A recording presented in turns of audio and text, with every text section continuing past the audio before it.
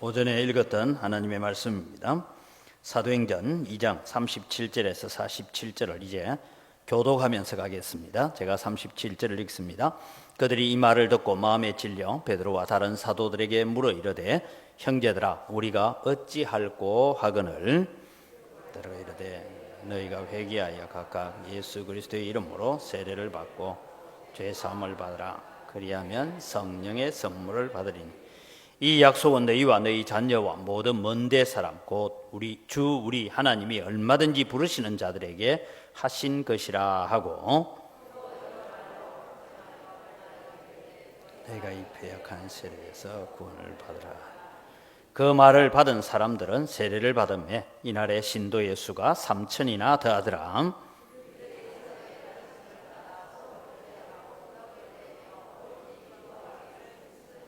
사람마다 두려워하는데 사도들로 말미암아 기사와 표적이 많이 나타나니 함께 있어 모든 물건을 서로 통용하고 또 재산과 소유를 팔아 각 사람의 필요를 따라 나눠주며 날마다 아까 마음을 같이 성전에 모이기를 힘쓰고 집에서 떡을 떼며 기쁨과 순전한 마음으로 음식을 같이 읽습니다. 하나님을 찬미하며 온 백성에게 칭송을 받으니 주께서 구원받는 사람을 날마다 더하게 하시니라. 아멘.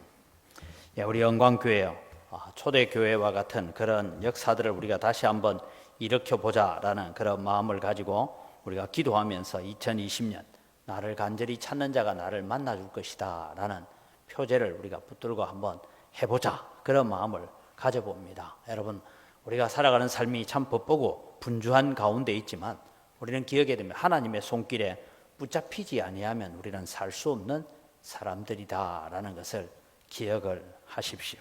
여러분, 우리가 참 나라를 위해서도 기도를 많이 해야 되는 것 중에 하나가 이번에 대학 합격자 발표가 났는데 숙명여대에 원래 남자로 태어났는데 성전환 수술을 하고 또 그러면 요즘은 이제 또 주민등록 번호도 앞에 일자가 이자로 바꿔준대요.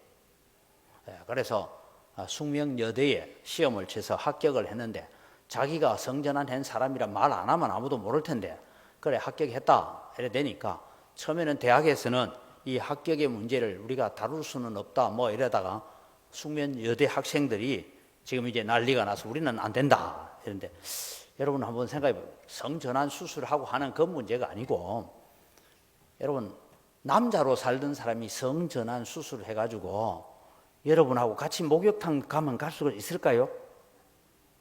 아마 모르면 가겠죠, 그죠? 알면 못 가죠. 그런데 지금 이게 성소수자의 인권이다라는 명목 하에서 지금 이런 일들이 저질러지고 있습니다.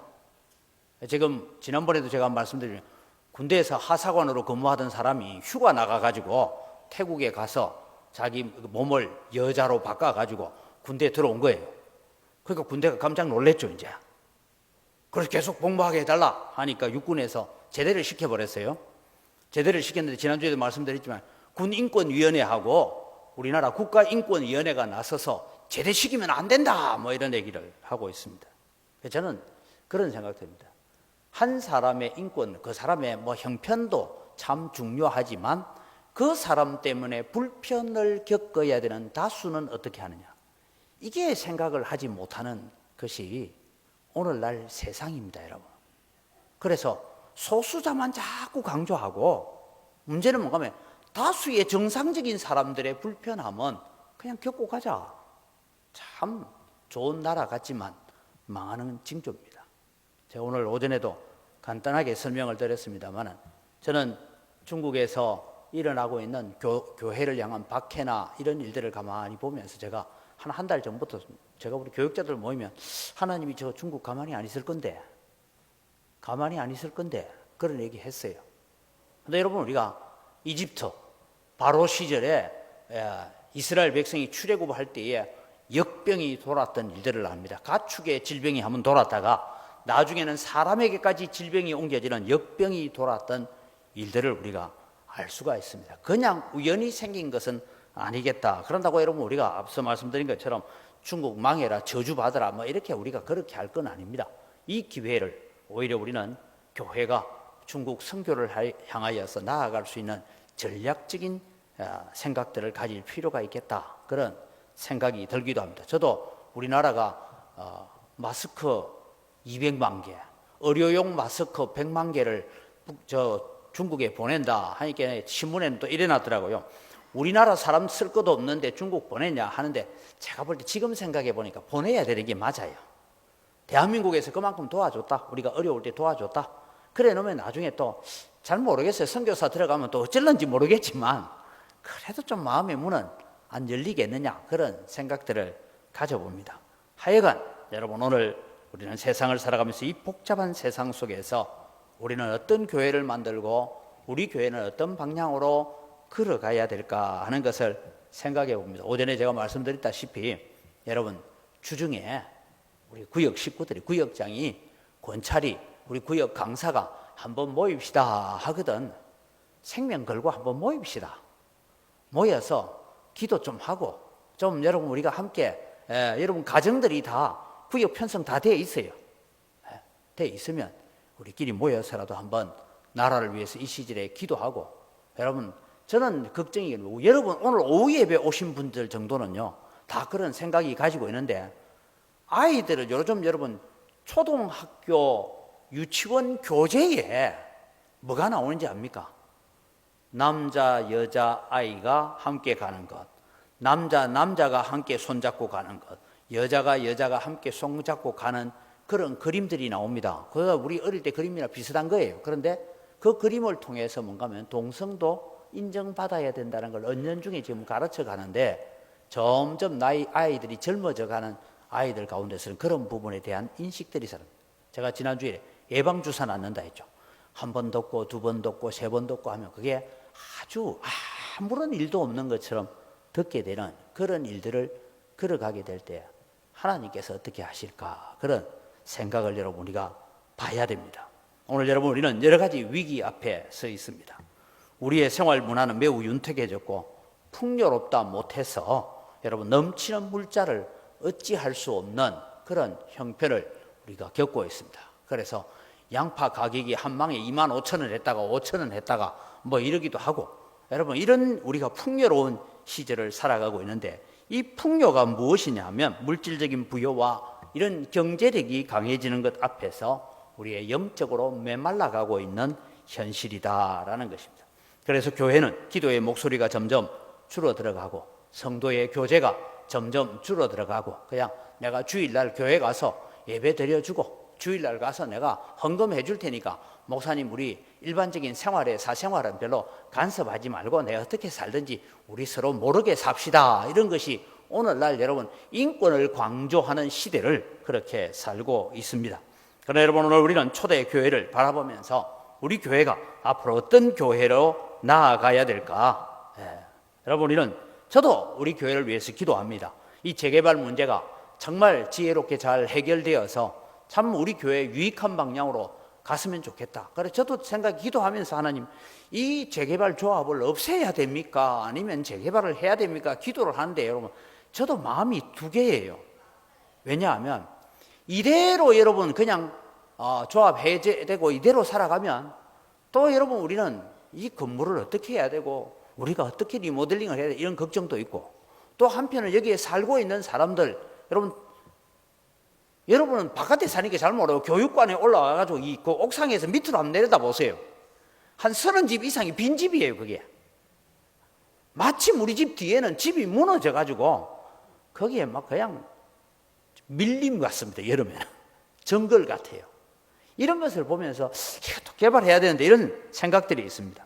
또 뿐만 아니라 우리는 우리 교회가 정말 기도하는 것처럼 정말로 하나님 우리 교회 작년 출석이 600명 넘어서 분리 개척하는 자리로까지도 좀 갔으면 좋겠습니다, 이런 얘기를 하고 있습니다. 그런데 여러분 우리가 선교도 하고 많이 하는데 문제는 뭔가 하면 우리가 이런 일을 기뻐하고 있는 외형적 성장을 기뻐하고 있는 동안에 때로는 주님께서 예루살렘의 딸들아 나를 위하여 울지 말고 장차 예루살렘에 임할 진노와 너희 자녀들을 위하여 울으라고 하시는 그 주님의 말씀이 우리에게 다시 들려오지 않을까, 그런 생각입니다. 그래서 여러분 우리는 하나님께서 기대하시는 교회, 사도행전에서 하나님께서 기대하시는 교회, 하나님이 기뻐하시는 교회가 어떤 모습인가 하는 것을 오늘 두 가지를 살펴보려고 합니다. 하나는 여러분 43절에 보면 사람마다 두려워하는데, 여러분 앞에 37절은 제가 43절을 이해하기 위해서 읽은 거예요. 그런데 여러분 43절에 사람마다 하나님을 두려워하는데 라고 기록하고 있습니다.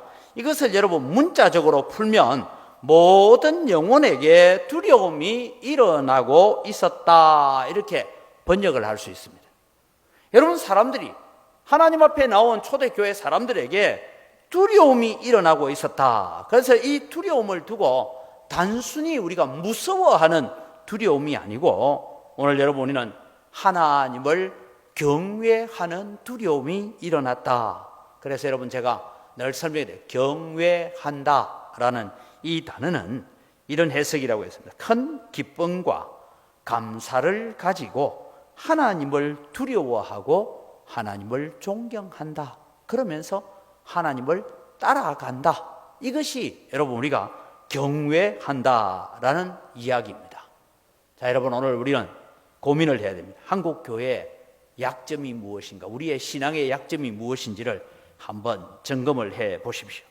하나님에 대해서 누구보다 우리 잘 압니다. 지식적으로는 하나님을 알고 사도신경도 암송을 합니다. 성경 공부를 또 좀 해보고, 그리고 교회에 십수년을 다녀서 어떨 때는 주보에 성경 본문이 적혀지고 설교 제목 딱 보는 순간, 아, 오늘 목사님 설교 이렇게 갈 거다 짐작 다 합니다. 여러분 사실은 신앙생활 한 30년, 40년, 50년 하고 나면 많이 들었던 얘기예요. 뭐 새로운 게 있겠어요. 근데 우리는 그렇게 짐작합니다. 근데 여러분, 그렇게 잘 알고 있는 성경이, 그렇게 잘 알고 있는 하나님이 정작 내 삶 속에 오셔서, 여러분의 가정 속에 오셔서, 여러분의 직장 속에 오셔서 내가 살아가고 있는 그 삶 속에서도 그 하나님이 그렇게 역사하고 내가 고개 끄덕거렸던 그 하나님이 그렇게 살아계신 하나님이냐, 이런 질문을 하면 여러분 우리는 별로 할 말이 없는 것입니다. 왜냐하면 우리는 한 번도 하나님을 의지하고 사는 것이 아니고 세상을 우리가 의지하고 살 때가 많습니다. 예배도 합니다. 찬양도 하고 11조도 드리고 헌금 생활도 하고 봉사 생활도 합니다.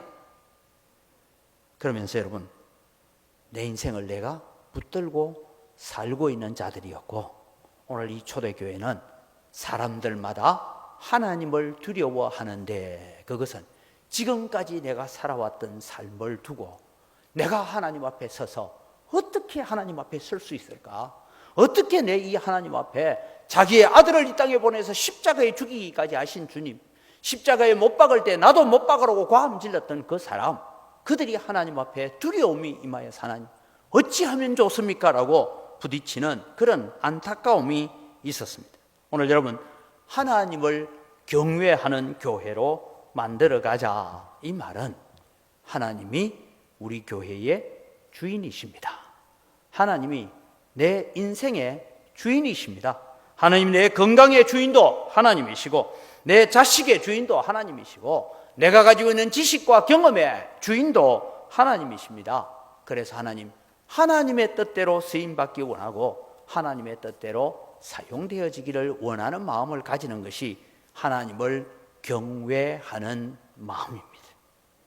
여러분, 오늘 우리는 다시 이 시절에 주님이 오실 날이 점점 가까워온다라는 것을 우리가 인식하면서 우리는 하나님이 우리 가운데 오셔서 정말 우리부터 하나님을 두려워하고 하나님을 경외하는 교회로 만들어 가야 됩니다.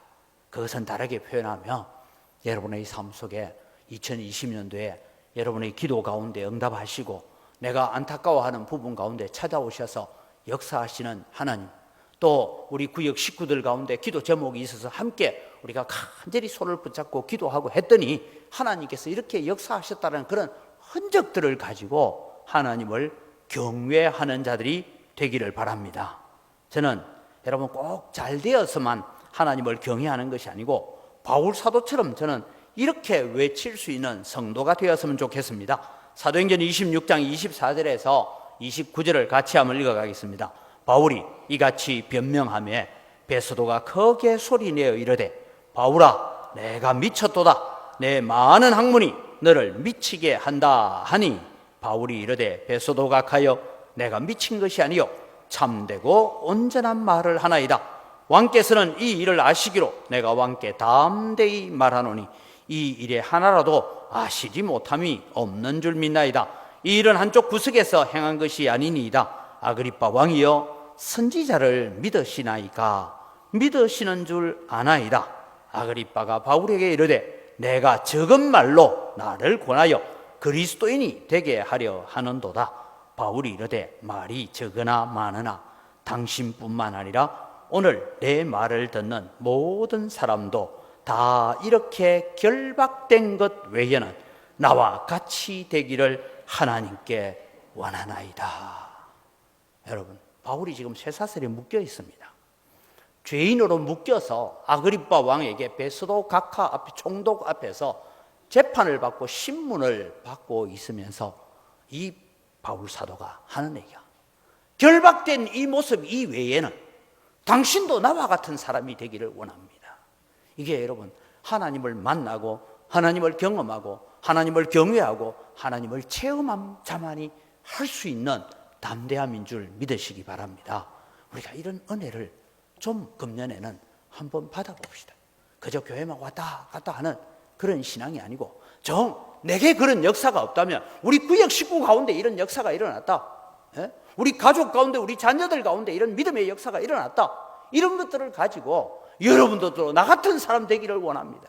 내가 좀 사업은 성공하지 못하고 돈은 많이 벌지 못하고 세상에 지식이나 학문은 잘 없다 할지라도 내 속에 계시는 이 예수 그리스도 때문에 여러분들도 나 같은 사람 되기를 원합니다라고 자신 있게 외칠 수 있는 하나님을 경외하는 일에 자라가는 우리 교회로 성도들로 자라가시기를 주님의 이름으로 축복합니다. 두 번째는 여러분 성령의 능력이 나타났습니다. 사도들로 말미암아 기사와 표적이 나타났다라고 말씀을 하고 있습니다. 사도들을 통하여 많은 기적이 일어났습니다. 나면서 안전병이 된 자가 일어난 사건도 있었고 사도행전 3장에 나옵니다. 성경에는 오늘 여기에 어떤 기적과 어떤 표적이 나타나는지를 생략하고 있지만 많은 믿음의 역사들을 보고 그것 때문에 사람들이 하나님을 두려워하며 하나님의 위대하심을 찬양할 수 있었다라는 것입니다. 여러분 우리는 늘 그런 생각, 사도행전 시절에는 그런 기적들이 많았는데 왜 요즘은 안 일어나는가? 그런데 여러분 사도행전 시절에만 있은 게 아니고요, 제가 어릴 때도 교회에서 기적들이 많이 있었어요. 폐병으로 기침하던 사람이 안수기도 받고 바로 나와서 병원 가서 엑스레이 찍어보니까 폐가 온전해지고 하는 그런 기적도 있었습니다. 그런데 여러분 요즘은 왜 안 일어날까? 제가 볼 때는 너무 약이 좋고 너무 의사가 좋고 병원이 너무 좋으니까 어떻게 합니까? 기도 안 해도 병원 가면 돼. 기도 안 해도 약 먹으면 돼. 여러분 제가 대학 다닐 때입니다. 85년도에 저희 어머니가 보건병원에서 사형 선고를 받았습니다. 요즘은 여러분 사람이 죽을 때가 되면 집에 있다가도 어디로 갑니까? 병원으로 가요. 그때는 어땠는지 압니까? 죽을 때가 되면 집에 모시고 가라 했어요. 집에 모시고 왔어요. 이제 죽을 날을 기다립니다. 그런데 일주일이 지나도 안 돌아가세요. 그래서 금요일 날 제가 우리 가족들 전부 다에게 그런 얘기했습니다. 그때 제 생질들은 아직 어린 아이고 갓난아기고 이럴 때인데 내기를 했어요. 우리 오늘 금요일부터 주일까지 3일 동안은 금식하면서 하나님 우리 어머니를 데려가시려거든 좀 편하게 데려가시고 살려주시려거든 살려주시고 금식하면서 한번 기도하자 하고 전화를 다 돌렸어요. 그때 여러분 우리 누님이 하는 얘기가 내가 시집 와서 결혼하고 살면서 눈물 흘리면서 기도해보기 이제 처음이다. 그전에는 눈물의 기도가 있었는데 한 5년 동안 내가 울면서 기도해본 적이 처음이다. 기도했어요. 주일날 저녁에 전화가 왔어요. 아버지한테서 너가 엄마가 지금 정신이 돌아와가지고 정신 차렸는데 너 좀 빨리 와야 되겠다. 그래서 월요일 아침에 제가 갔어요. 갔더니 어머니가 이런 말씀을 해요. 내가 이거는 약으로도 못 고치고 의학으로도 안 된다 하니까 나 저 구포에 가면 금식 기도원이 하나 있다던데 그 기도원에 나를 좀 데리고 갔으면 좋겠다. 그때는 여러분 차도 없을 때라서 완행 기차 타고 구포에 기도원에 모시고 갔습니다. 그러면서 말씀이 그래요. 내가 관에 들어가서 내려가든지 아니면 내 발로 걸어서 내려가든지. 그래서 우리 같이 가족들이 기도하자. 그 어머니가 지금 많이 살아 계십니다. 아직도 살아 계세요. 여러분, 오늘 우리가 살아가면서 하나님의 성령의 능력을 우리가 의지하고 산다는 것이 뭘까? 한번 정말 우리가 고민해 봅시다. 왜 나는 그런 경험이 없고 그런 체험이 없을까?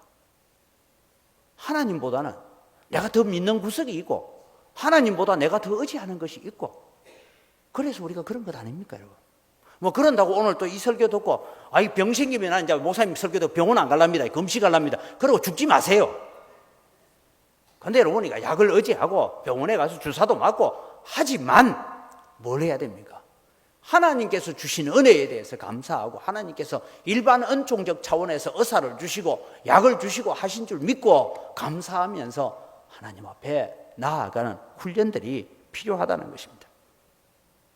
여러분, 오늘 우리는 살아가면서 성령의 능력이 나타나는 교회가 되어야 되는데 오늘날 저는 성령의 능력 가운데 가장 큰 능력이 뭐냐 하면 회개의 기적이 나타나는 것이 성령의 능력 중에 제일 우선되어야 된다라는 것입니다. 교회만큼 회개를 많이 외치고 회개에 대한 얘기가 많이 들려도 회개가 이루어지지 않는 곳이 교회다라는 그런 비관적인 얘기들을 많이 합니다. 여러분, 오늘 성경을 통해서 보면 많은 사람들이 예수님을 십자가에 못 박으라고 외쳤던 사람들이 사도들 앞에 그러면 형제들아 우리가 의할고 우리가 어떻게 하면 좋겠느냐 그러면서 주님 앞에 나와서 회개하고 세례를 받고 죄를 고백하는 그런 믿음의 역사가 일어났던 것을 바라보게 됩니다. 시편 32편 3절에서 5절을 보니까 다윗이 이런 고백을 합니다. 내가 입을 열지 아니할 때는 종일 신음함으로 내 뼈가 쇠하였도다. 주의 손이 주야로 나를 누르시오니 내 진액이 빠져서 여름 가뭄에 마른같이 되었나이다. 내가 이르기를 내 허물을 여호와께 자복하리라 하고 주께 내 죄를 아뢰고 내 죄악을 숨기지 아니하였더니 곧 주께서 내 죄악을 사하셨나이다. 3절에 여러분 입을 열지 아니할 때 이거 옛날 성경에 내가 토설치 아니할 때 하나님 앞에 내 죄를 다 토해내지 않았을 때 이렇게 표현하고 있습니다. 여러분 정말 2020년도에 우리는 성령의 역사를 기대하면서 우리의 심령이 깨끗한 심령이 되어지고 우리의 심령이 예수 그리스도의 보혈로 씻겨지는 역사가 일어나게 해달라고 우리가 기도하며 갑시다. 그럴 때 하나님의 성령이 오셔서 역사하시는 것입니다. 여러분 가장 큰 기적은 저는 이렇게 생각합니다. 내게 있어서 가장 큰 기적은 강경화가 나은 것이 기적이 아니고 예수 믿게 된 것이 제일 큰 기적인 줄 믿으시기 바랍니다. 뭐 어디 신비한 일이 나고 신기한 일이 일어나는 것이 기적이 아니고 나 같은 사람이 예수 믿고 있다는 것, 나 같은 사람이 목사 되었다는 이게 최고 기적이다. 저는 그것이 제일 큰 기적이라고 생각합니다. 여러분 오늘 우리는 성경에 나타날 많은 표적과 기사들이 하나님의 말씀이 옳다는 것을 인정하기 위한 도구로 쓰여졌습니다. 그래서 제가 한번 새벽에 그런 설교를 신기한 일이 다 좋은 건 아니다 그런 얘기를 한 적이 있습니다. 마가복음 16장 20절에 보면 제자들이 나가 두루 전파할세 주께서 함께 역사하사 그 따르는 표적으로 말씀을 확실히 정언하시니라 그랬어요. 여러분 우리가 어디서 이상한 은사가 있다 거기에 우리가 뛰어갈 것이 아니고 하나님의 말씀이 확정되어지고 증거되어지는 표적들을 우리가 가지는 자가 되기를 바랍니다. 하나님 내가 말씀 붙들고 순종해 봤더니 하나님 이렇게 일하셨습니다. 하나님 내가 하나님만 의지하고 기도해 봤더니 하나님께서 이렇게 역사하셨습니다. 그래서 순종과 기도의 응답들을 가지고 살아가 보기를 바랍니다. 여러분 다음 주일에는 우리가 교구별 모임이 안 할 거니까 여러분 우리 구역장님들이 시간을 정해서 저녁 시간이든 낮에 시간 되든 모여서 여러분 우리가 구역 모임 한번 하면서 기도 제목도 좀 적어오고 나누고 우리의 걱정과 근심거리도 함께 기도하면서 가봅시다. 그럴 때 여러분 성령의 역사가 우리 가운데 일어나는 체험적인 신앙이 될 것입니다. 그래서 그런 체험을 가지고 또 다른 사람을 믿음의 체험의 자리로 이끌어내는 그런 능력 있는 교회, 하나님을 경외하는 교회, 표적과 기사로 하나님이 살아계심을 증언할 수 있는 교회로 만들어가는 2020년이 되도록 우리가 함께 애쓰고 노력할 수 있기를 바랍니다. 잠언서 8장 17절 우리 교회 표제입니다. 나를 사랑하는 자들이 나의 사랑을 입으며 나를 간절히 찾는 자가 나를 만날 것이니라. 제가 설교에 계속된 주제가 뭡니까? 말씀을 통해서 하나님 만나야 되고 예배를 통해서 하나님 만나야 되고 기도를 통해서 하나님을 만나야 되고 성도 간의 교제를 통해서 지금 우리가 하나님을 만나야 된다라고 말씀을 드렸습니다. 그래서 2020년은 우리가 막 큰 역사나 뭐 놀라운 거 그게 아니라 우리 속에 잔잔하게라도 찾아오셔서 역사하시는 하나님, 우리를 어루만지시는 하나님을 경험할 수 있는 그런 능력과 체험을 가진 성도들이 되시기를 주님의 이름으로 축복합니다. 기도하겠습니다. 하나님 아버지 감사합니다. 초대 교회가 하나님을 두려워하며 하나님을 경외하는 역사가 일어났습니다. 하나님 우리 속에도 하나님을 두려워하고 하나님을 경외하며 하나님께서 오셔서 응답하시고 하나님께서 오셔서 우리를 붙잡고 계시는 은혜들을 경험하게 하여 주시옵소서. 우리 영광교회가 주님 교회를 분리하고 나누어지는 여러 가지 과정 속에서 많은 아픔도 있고 그래서 허물어져 버린 우리의 재단이 다시 회복되어지기를 소원합니다. 주일 예배를 주님의 생명 걸고 지키는 성도들이 되게 하시고 앞으로 우리가 구역 모임을 한다든지 기관 모임을 한다든지 이런 모임들을 있을 때 우리가 그 허물어졌던 기관 모임과 구역 모임의 재단들이 다시 세워지게 하시고 다시 회복되어서 그 속에서 역사하고 계시는 하나님, 우리 사랑하는 성도들 가운데서 성도들의 가정에서 역사하고 계시는 하나님을 나누고 그 하나님 때문에 더욱더 감사하고 더 하나님을 경외하는 자리에 세워져 가는 우리 영광교회가 되도록 복을 내려 주시옵소서. 감사합니다. 예수님 이름으로 기도드립니다. 아멘.